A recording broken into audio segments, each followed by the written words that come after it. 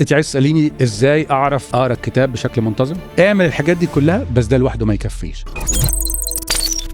ازاي افضل منتظمة في قراية كل حاجة في الكتاب؟ انت عايز تساليني ازاي اعرف اقرا الكتاب بشكل منتظم؟ بالظبط، بس كل حاجة فيه، مش ان انا زي ما انت قلت اسيب حاجات وحاجات تانية هي اللي اخدها. الاجزاء الصعبه اللي انا مش فاهمها قوي، او اللي حاسس انا مش منطبقه، او اللغه بتاعتها صعبه، خلينا نكون صراحه، في اجزاء بالذات في العربي او حتى في الانجليزي او الكلام بتاعه صعب. عبيدية مثلا، لو انا سالت كم حد قرا عبيدية ولا قرا نحوم او قرا صفانيا، غالبا ما بنفتحش قوي الاصفار دي، لانه بنحس انه الكلام بتاعها صعب شويه، العربي بتاعها صعب، وبنحس انه الكلام مش منطبق قوي علينا في العهد الجديد. ارجح التفاسير، احنا عشان كده عندنا تفاسير كتير، وعندنا بالذات بالعربي باللغه العربيه ناس كتير قوي كتبوا تفاسير عربيه. في تفاسير كتير جدا انجلش موجوده مترجمه بالعربي.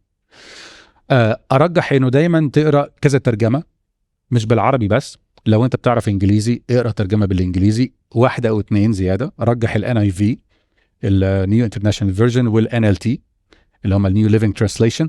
الاثنين دول مهمين جدا، دول بيدوني عمق شويه في المعنى بتاع حتى العربي اللي بيجي لي، او حتى المعنى اللي بالانجلش. فالحاجات اللي انا مش فاهمها قوي ده، عشان كده عندنا تفاسير وعندنا ترجمات. اقول كذا تip او حاجات ممكن تساعدنا بطرق عمليه ازاي نقرا الكتاب، او حتى بيساعدني ان احفظ الايات. معظم الايات على فكره اللي انا حافظها بالعربي، مش حافظها بالانجليزي. كنت لسه بشارك بعض منكم قبل ما نبتدي تصوير، انا حافظها من وانا عندي 17 سنه، من وانا تقريبا في تانية او ثالثه ثانوي حسب ما انا افتكر، علشان انا قريت الكتاب زي ما كان الناس بتعلمنا. فده ساعدني جدا انه اعرف اذاكر الكتاب بشكل معين، افتكر اللي موجود فيه.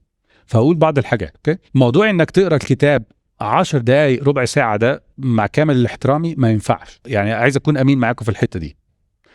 واللي يتضايق بقى مش عارف انا اعمل ايه. بس حلو انك تقرا 10 دقائق ربع ساعه لو ده وقتك ما يسمحش غير بكده، اوكي. بس انا بقول لك لو هم بس 10 دقائق ربع ساعه كل يوم ما تكفيش. مش هتعرف تطلع من الكتاب كل اللي المفروض تطلعه، ما تلحقش.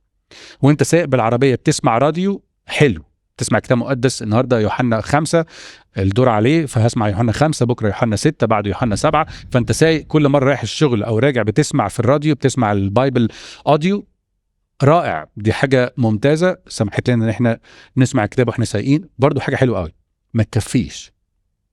اعمل الحاجات دي كلها، بس ده لوحده ما يكفيش. فرجح انه لازم يبقى عندك وقت 50 دقيقه في اليوم. و50 دقيقة دي مدروسة، يعني بيزد على ستاديز كتيرة. انت محتاج ساعة إلا 10 دقايق كل يوم انك تذاكر فيها الكتاب. فحاول يبقى عندك وقت في اليوم.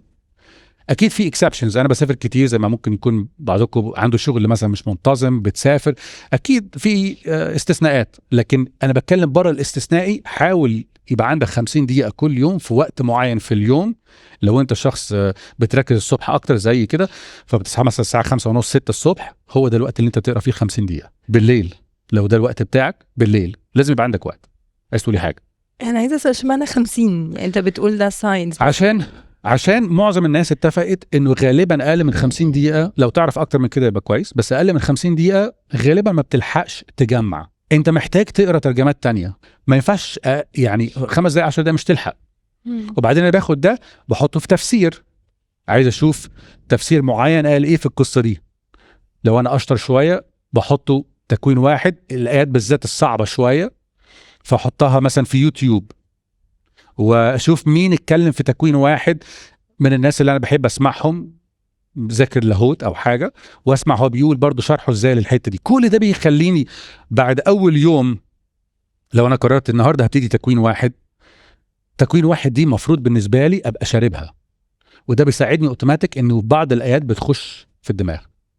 50 دقيقه غالبا ده الوقت المتفق عليه، اقل ما يمكن علشان تعرف تشرب اللي انا بقوله ده. فدي كلها تبس انا اوريدي قلتها. حاول يكون كمان ليك مكان ثابت. في استثناءات اكيد زي ما قلنا، بنسافر بنخرج لكن حاول دايما يبقى ليك مكان في البيت عندك، ده الكورنر اللي بقضي وقت فيه مع ربنا. حاجه بتشجعني جدا انه الكتاب المقدس احبه يبقى هارد كوبي، كتاب حقيقي هارد كوبي بالورق.